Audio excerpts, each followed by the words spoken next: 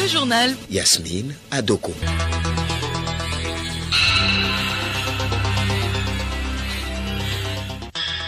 Mesdames et messieurs, bonjour. Peuple togolais, par ta foi et ton courage, une nation est née. Une phrase gravée sur le flanc est du monument de l'indépendance que symbolise l'ouvrage La Réponse dans ce journal. Un nouveau Premier ministre pour le Mali, Boubou Cissé, a été nommé hier après consultation de la classe politique. Il est chargé de former un gouvernement de large ouverture. Le Sri Lanka a décrété une journée de deuil national ce mardi en mémoire des 320 victimes dans les attentats de dimanche de Pâques. Les investigations se poursuivent alors que le groupe djihadiste État islamique revendique les attentats. Et puis sport football, des joueurs et joueuses de 6 à 16 ans en stage depuis ce mardi sous l'égide des entraîneurs du FC Barcelone. Cette formation se situe dans le cadre du lancement de la Barça Academy au Togo. C'était là les titres du journal.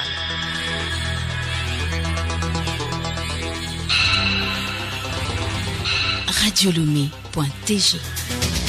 Bienvenue à tous. Le Togo se prépare pour la célébration du 59e anniversaire de son accession à la souveraineté internationale.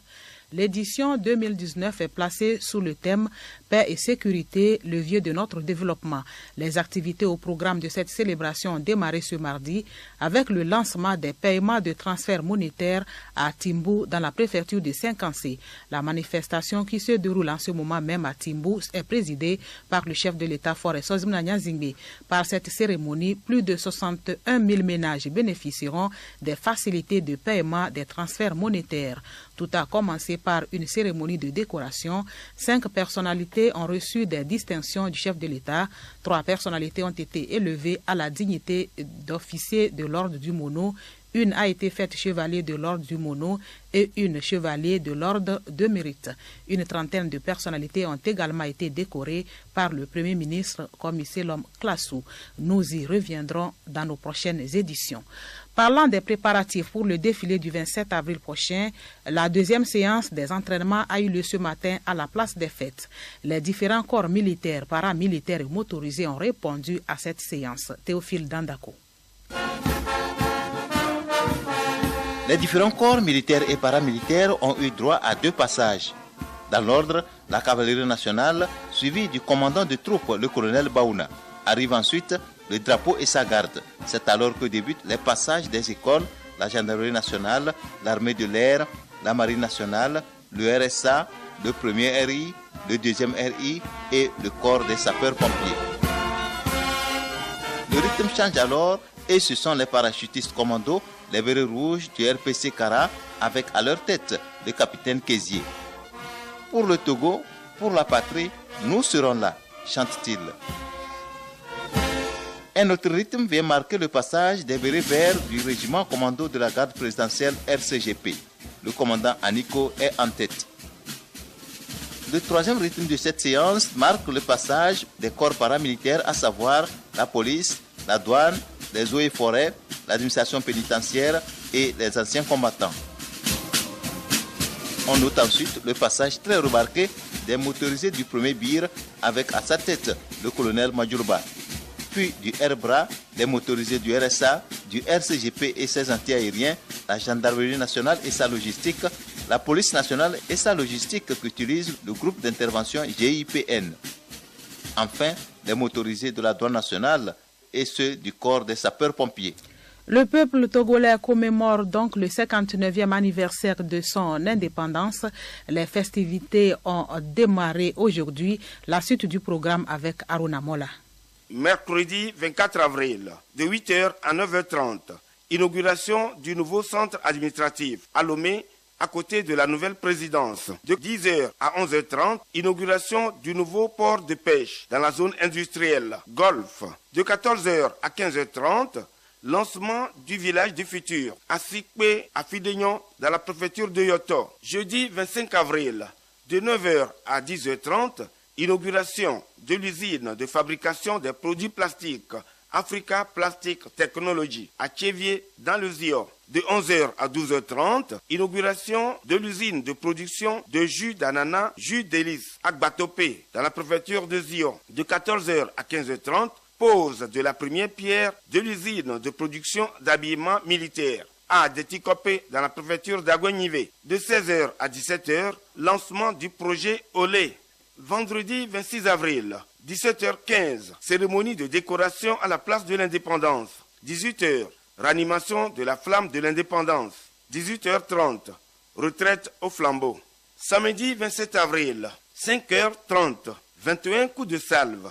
7h, mise en place des populations à la place de défilé. 7h30, mise en place, terminée des autorités administratives, politiques, militaires, religieuses, traditionnelles et des autres invités. 7h40, arrivée de son Excellence, Madame la Présidente de l'Assemblée nationale. 7h45, arrivée de son Excellence, Monsieur le Premier ministre. 8h, arrivée de son Excellence, Monsieur le Président de la République. 8h30, défilé militaire et civil. 11h, fin du défilé et départ de son Excellence, Monsieur le Président de la République. 12h, cocktail. 14h, réjouissance dans les quartiers. 20h, méga concert à Lomé et dans les différents chefs-lieux des régions. Dimanche 28 avril 2018, 15h, finale de la Coupe de l'Indépendance. L'une des pièces maîtresses qui symbolise le Togo indépendant est son monument. Quel sens revêt alors ce monument? Élément de réponse dans ce magazine de Nadia Titipina présenté par Juliette Kamdé. L'accession du Togo à la souveraineté internationale n'a pas été un cadeau offert sur un plateau d'or. Plusieurs de nos compatriotes ont perdu leur sang, voire leur vie, pour que le Togo accède à son indépendance. C'est pour immortaliser cette lutte qu'on a dû ériger un monument en l'honneur de ces vaillants hommes et femmes qui se sont sacrifiés pour cette noble cause. Ce monument, un ensemble de compartiments dont chacun porte en lui un sens, symbolise la détermination du Togolais à se libérer du joug colonial. C'est dans ce contexte qu'on peut lire sur son flanc est « Peuple togolais, par ta foi et ton courage, une nation est née ». Dr Joseph Tchibé, maître de conférences d'histoire contemporaine aux universités du Togo. Quand nous voyons le monument de l'indépendance, d'abord on voit la silhouette d'un homme gros qui se libère des chaînes. L'homme représente tous ces Togolais qui, pendant la période coloniale, étaient enchaînés par les liens de la servitude. Et au moment de l'indépendance, ils ont brisé cette chaîne. Situé dans le quartier administratif de Lomé, le monument a été réalisé par l'architecte français Georges Couster, aidé dans sa tâche par son frère et l'artiste Paul Haï, notre très regretté compatriote. Le Togo va bientôt se doter d'un nouveau code de nationalité.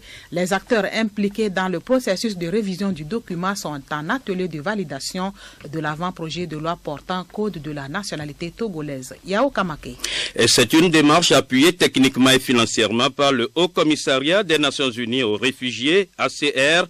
Les parties prenantes à cet atelier ont 3 jours pour apporter toutes les modifications qui tiennent compte des normes constitutionnelles et internationalement admises. Et plusieurs amendements sont attendus pour enrichir le nouveau code. De son côté, le garde des Sceaux, ministre de la Justice Pius Agbetomé, à l'ouverture des travaux, a réaffirmé la volonté du chef de l'État et du gouvernement à rester toujours dans le sens de toutes les réformes qui s'imposent. Le travail que vous aurez à faire aujourd'hui et les jours à venir est d'une importance capitale dans le processus de réforme de la nationalité togolaise. Le chef de l'État, le président de la République, s'engage à opérer autant que faire se peut, avec toute sa volonté, les réformes qui s'imposent. Le nouveau code envisagé recherche le principe d'inclusion de tous les citoyens. Il verra le jour en lieu et place de l'ancien code qui date de 1978. Autre chose en page nationale, lancement officiel ce matin à Lomé du projet relatif aux activités habilitantes pour la réduction progressive et continue des hydrocarbures au Togo. Ce projet s'inscrit dans la continuité des efforts antérieurs consentis par le Togo dans la lutte contre l'appauvrissement de la couche d'ozone. À terme, il devra permettre de consolider ces efforts à travers des campagnes de sensibilisation avant la phase de mise en œuvre de l'amendement de Kigali qui interdit les substances chimiques. Djossou Videme Amé, coordonnateur bureau national ozone. hydrofluorocarbone qui sont des alcanes mais qui sont fluorés, c'est-à-dire qui contiennent du fluor. Ce sont des gaz à effet de serre qui détruisent la couche d'ozone et il faut également les éliminer de sorte que ces substances n'impactent pas négativement l'environnement. Généralement, ce sont des substances qu'on utilise dans le secteur du froid ou bien dans le secteur du conditionnement de l'air. Ce sont des substances qui inondent le marché. Et si rien n'est fait, ces substances vont constituer de réels dangers à l'environnement. Le journal Yasmine Adoko. À l'étranger, Mali, Boubou Cissé a été chargé de former un gouvernement de large ouverture dans l'esprit des consultations avec les forces politiques de la majorité et de l'opposition. Il a été nommé hier en l'emplacement de Soumeïlou Boubei Maïga. Ce dernier avait présenté jeudi dernier sa démission et celle de son gouvernement moins d'un mois après la tuerie de quelques 160 civils peuls dans le centre du pays et une série de manifestations contre la gestion de l'État. Boubou Cissé, économiste de formation, était ministre de l'économie et des finances depuis plus de 3 ans après avoir détenu le portefeuille de l'industrie et des mines. Sommet africain d'urgence ce mardi au Caire en Égypte sur le Soudan et la Libye. 2 rencontres sous la houlette du chef de l'État Abdel Fattah al-Sisi, président en exercice de l'Union africaine. Il s'agit des premières réunions de dirigeants africains de ce niveau. Ils évoqueront l'évolution de la situation au Soudan où le mouvement de contestation se poursuit après la destitution par l'armée du président Omar al-Béchir ainsi que les moyens d'endiguer la crise en Libye où le maréchal Khalifa Haftar a lancé une offensive contre la capitale Tripoli. Le sommet sur le Soudan a pour objectif de discuter des moyens les plus appropriés pour faire face à la situation et contribuer à la stabilité et à la paix dans ce pays. La réunion sur la Libye abordera les moyens d'endiguer la crise actuelle et de relancer le processus politique ainsi que l'élimination du terrorisme.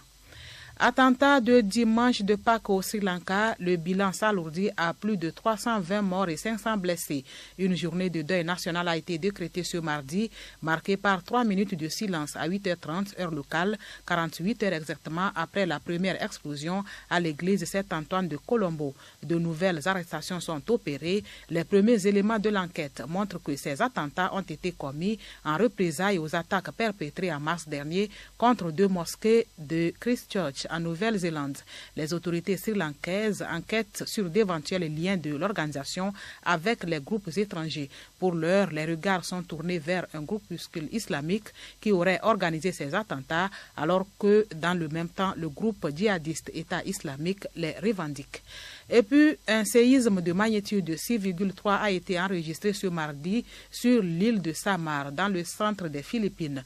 Cette nouvelle secousse s'est produite à Tutubugan, une localité qui se situe à des centaines de kilomètres de la localité au sud de l'épicentre du séisme de lundi. Plus de 400 répliques ont été déjà enregistrées depuis la secousse principale de lundi sur l'île de Luchon, qui a fait au moins 11 morts. Les Philippines se trouvent sur la ceinture du feu du Pacifique, où la collision de plaques tectoniques provoque de fréquents tremblements de terre et une importante activité volcanique.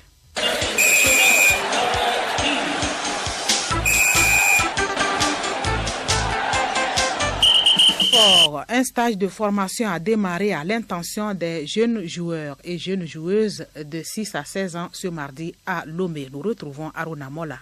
Le stage s'inscrit dans le cadre du lancement de la Barça Academy au Togo. Il se déroule sous l'expertise des entraîneurs du FC Barcelone au stade municipal de Lomé. À la veille de ce stage, quelques entraîneurs locaux ont bénéficié ce lundi d'un recyclage axé sur la méthodologie d'entraînement au FC Barcelone. Claude Ajavon, consul du Togo en Espagne et promoteur du projet. La Barça Academy fait partie donc de l'académie officielle du FC Barcelone. Il en existe 40 à travers le monde répartis sur les 5 continents. Et dans le cadre de son développement en Afrique, le FC Barcelone compte déjà une académie officielle au Nigeria, en Zambie, en Égypte. Il avait également une au Maroc. Donc le prochain à mettre sur la liste, c'est le Togo. Et nous avons l'insigne honneur donc d'être le partenaire officiel du Football Club Barcelone au Togo, également dans d'autres pays, mais je suis avant toute chose togolais. Nous sommes dans la première phase de développement de ce projet qui consiste à l'organisation d'un stage dirigé par des entraîneurs du FC Barcelone qui ont déjà fait des formations théoriques aux entraîneurs pendant le week-end. Et ensuite, nous commencerons au grand format avec un entraînement réparti en 6 groupes avec une centaine de joueurs répartis sur 2 sessions au stade omnisport de Lomé, de 8h à 18h.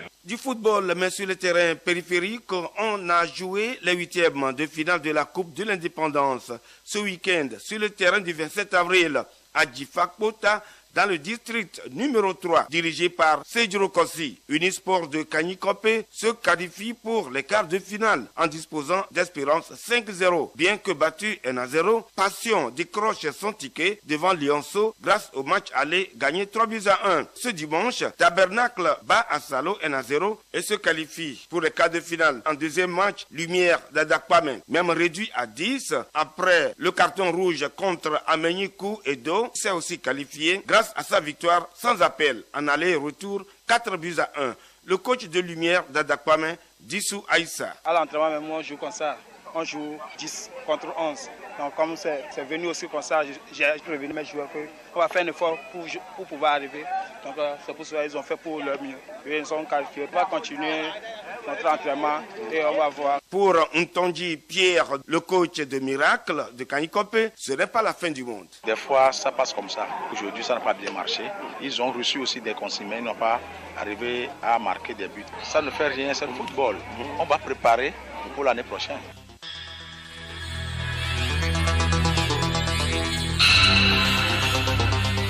C'est la fin de cette édition. La principale information, c'est la célébration du 59e anniversaire de l'indépendance du Togo. Le chef de l'État, Forest Ozumna Nyanzingbe, vient de procéder au lancement des paiements de transfert monétaire à Timbo dans la préfecture de Sékansé. Merci d'avoir suivi le journal.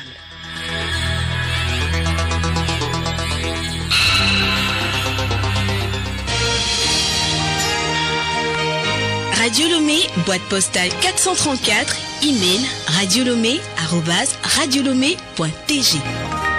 Radiolomé.tg